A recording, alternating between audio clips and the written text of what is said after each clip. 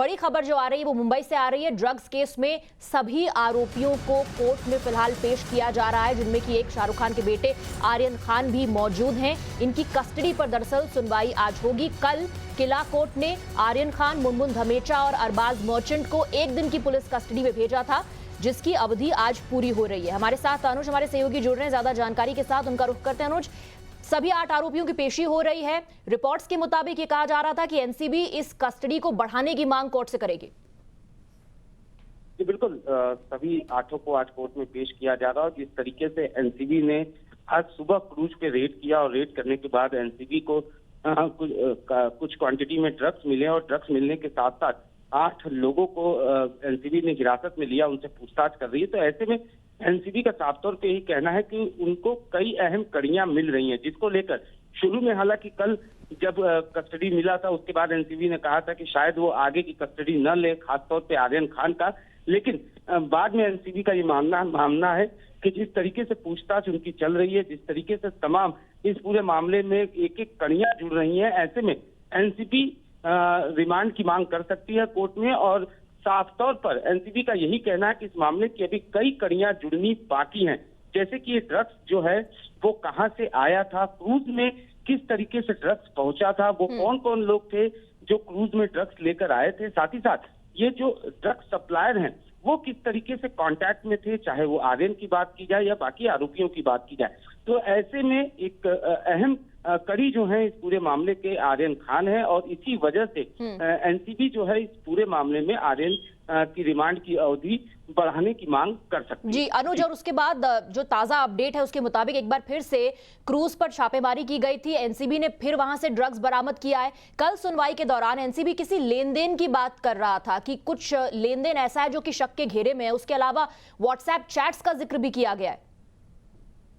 जी बिल्कुल, एनसीबी का जो पूरा शिकंजा कसना शुरू हुआ वो उसी व्हाट्सएप चैट के जरिए ही हुआ। जो फोन इनके पास से मिले थे उस फोन में कई ऐसे चैट थे जो एक एक करके पूरे मामले की कड़ियां जोड़ रही थी।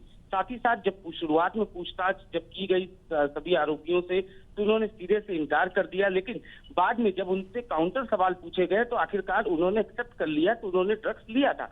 उसके बाद ही एनसीबी ने अपनी कार्रवाई को आगे बढ़ाया और जब क्रूज में एनसीबी को ये पता चला कि क्रूज में अभी और ड्रग्स हो सकता है, जिसके मद्देनजर आज सुबह के वक्त एनसीबी की टीम जो है वो लाव लश्कर के साथ क्रूज में पहुंची और जहां पूछताछ के दौरान इन लोगों ने बताया था उसी जगह पर रेड किया गया जहां से एनसीबी को ड्रग्स मिला। साथ ही साथ जो ये 8 लोगों को एनसीबी अपने साथ हिरासत में लेके आई क्योंकि इनकी भूमिका जो है वो संदिग्ध लगी। ऐसे में इनसे फिलहाल पूछताछ की जा रही है, ये पता किया जा रहा है कि इनका रोल क्या इस पूरे मामले में था या नहीं था। साथ ही साथ एक ड्रग्स पैडलर्स जो श्रेयस अय्यर है उससे भी एनसीबी लगातार पूछताछ कर रही है, उसके बारे में भी उससे भी तमाम इस मामले की कड़ियां जोड़ने की कोशिश कर रही है। साथ ही साथ दिल्ली, बेंगलुरु, मुंबई में तमाम जगहों पे एनसीबी जो है वो छापेमारी। अनुज, एक कानूनी पहलू भी आपसे मैं समझना चाहूंगी। जैसा कि आप कह रहे थे कि कुछ लोगों ने इस बात को कबूला है कि वो ड्रग्स ले रहे थे। सूत्रों के मुताबिक ये भी कहा गया कि 4 साल से ड्रग्स लेने की बात शायद आर्यन ने कही है। हालांकि ये जो तमाम बातें हैं ये एनसीबी की कस्टडी में, एनसीबी की हिरासत में कही गई हैं। तो अब कानूनी पहलू ये समझाइए कि क्या कोर्ट में ये मान्य है, क्या कोर्ट इसे स्वीकार करेगा, क्योंकि दूसरी तरफ से बेल लेने की कोशिश भी होगी।